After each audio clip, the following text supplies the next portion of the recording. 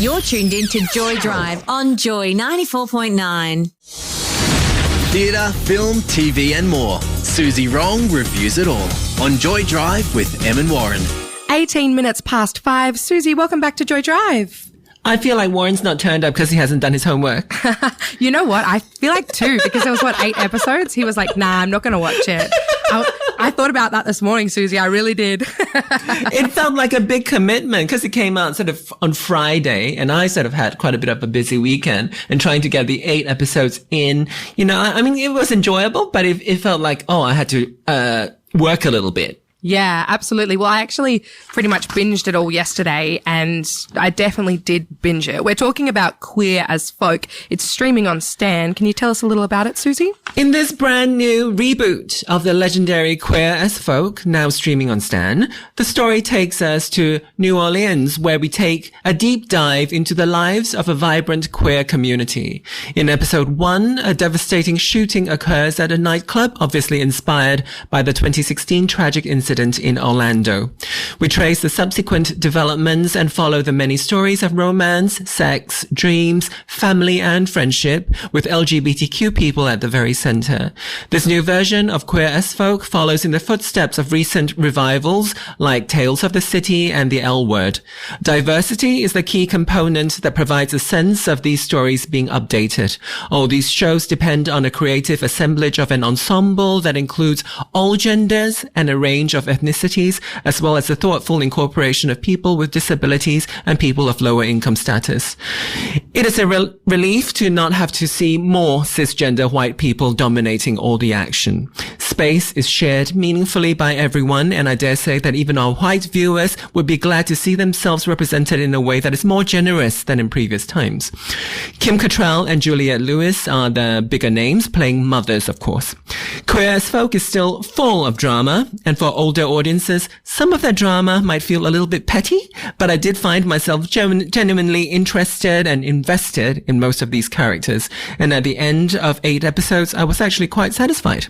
No spoilers, but the ending is surprisingly subversive, and I found myself thrilled by the cliffhanger. Em, did you love it or hate it? I have got to say, when I first started watching it, the first episode, I was about halfway through and I thought, I don't know, this is going to be a long watch, you know? But then the second half of that first episode, I was hooked. I thought that it was really beautifully done, and that story really had me engaged, and I wanted to see more. So I then, as I said, binged the whole thing, and I literally couldn't stop watching. You mentioned the ending. Oh my actual gosh. My jaw dropped twice in that episode. That was so great. I think one of the strengths of the writing is the unpredictability of the stories. Like, there are a lot of surprises. It takes a lot of turns where you kind of don't expect very much. I don't think a lot of it's shocking or anything, but just the way that the stories are going, I think they are a little bit unusual in the way. So it sort of feels like fresh drama. But like I said earlier, a lot of the drama, a lot of the things that their hearts are broken about are a little bit lightweight to me. Yeah. I think that, there is a pettiness to it, but I think that leans into the sort of soap opera vibe of Queer as Folk. Like, it gives you that drama that's, you know, you're kind of just watching it and you're like, are you serious? Are we really doing this right now? I guess we are. But yeah, certainly I agree that the plot twist I did not see coming at all. Like, I couldn't have predicted a lot of the things that happened throughout, which I really enjoy, because I hate watching a show where you're like, oh yeah, I know exactly what's going to happen, and then 20 minutes later it happens.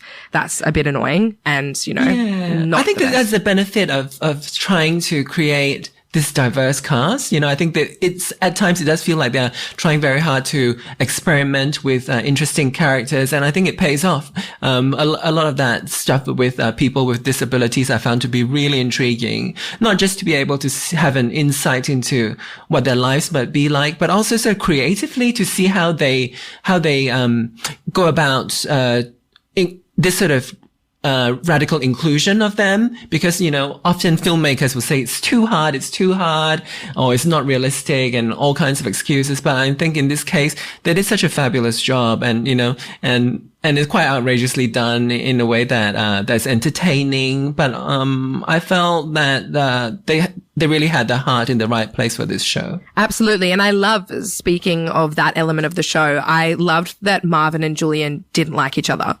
Yeah, why that's the should best they? thing. That's a really great thing. I love that story arc. I think it's fantastic.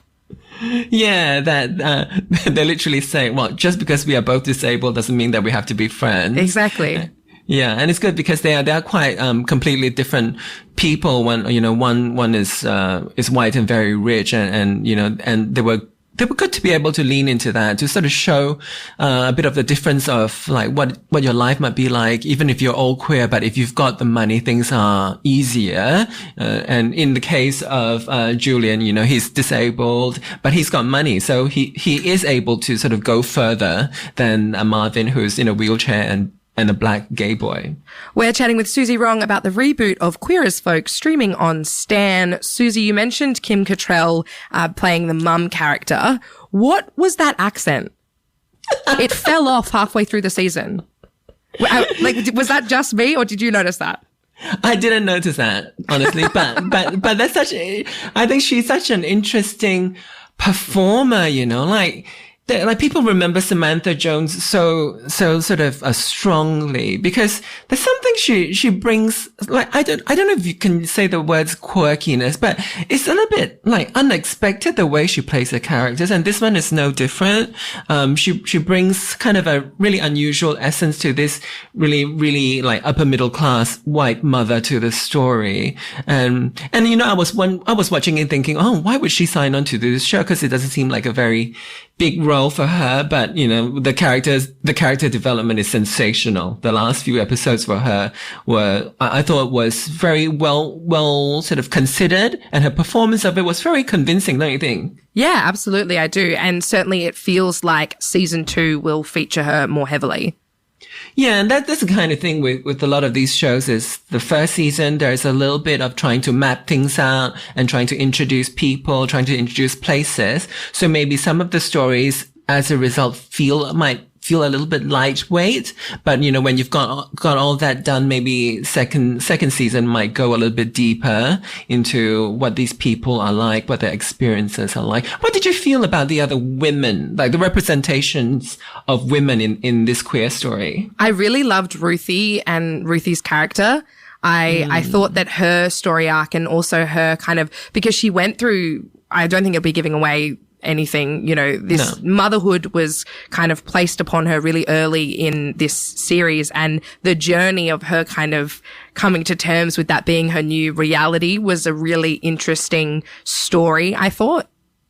Yeah, I love that. I love that she's a trans woman and her sexuality is sort of portrayed as fluid, and that she's in a relationship with Cher, who is a non-binary person. But obviously before Cher, Ruthie had been dating boys, and this is quite an astonishing thing, that to see a trans woman actor perform the days before the character had transitioned. So we have quite a lot of footage of her playing herself as a boy. To me, as a trans actor, that's the most confronting thing you can do. And really, hats off to her for being able to rise up to that challenge. Absolutely. I really loved how delicately that was handled as well. You know, her dead name was never mentioned. And I think that was a really, I don't know if you'd agree, Suzy. I thought that was a really great, decision by the director or whoever made that decision. Yeah, it was great. It was great to tell people the severity of dead naming someone. And that was great.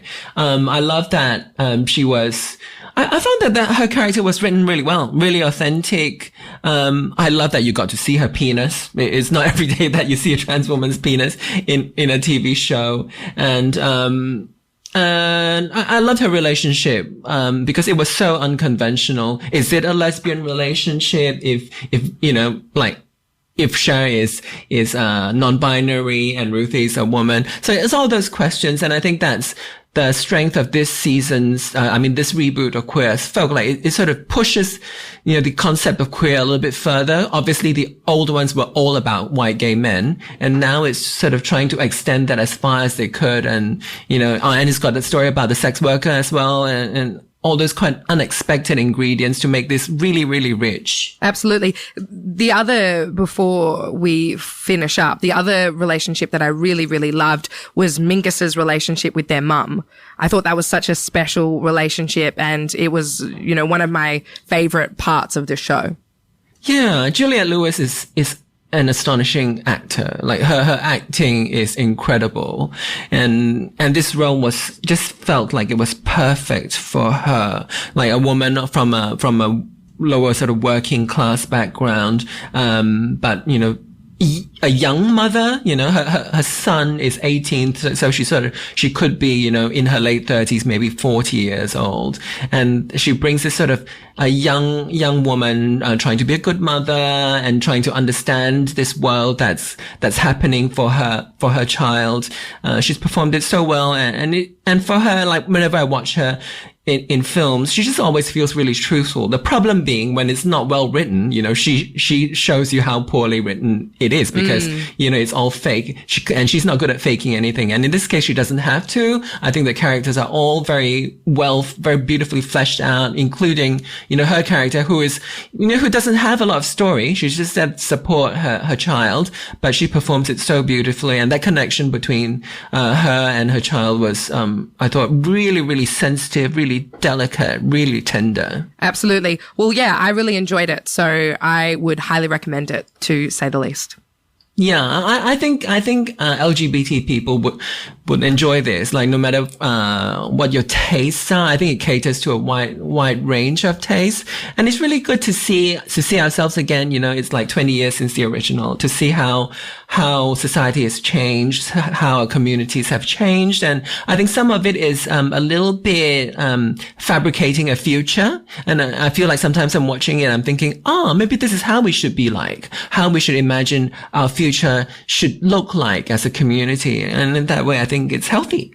Absolutely. It's Queer as Folk. It's streaming on Stan at the moment. Suzy, what's our homework for next week? Fire Island is coming to Disney Plus this Friday. It is a Pride and Prejudice adaptation with Asian American gays playing the Bennett sisters. A bit of frothy fun for your weekend. Fire Island on Disney Plus. Fire Island on Disney Plus. Thank you so much for joining us as always, Suzy Wrong. And I'll see you next Tuesday. See you then. Bye.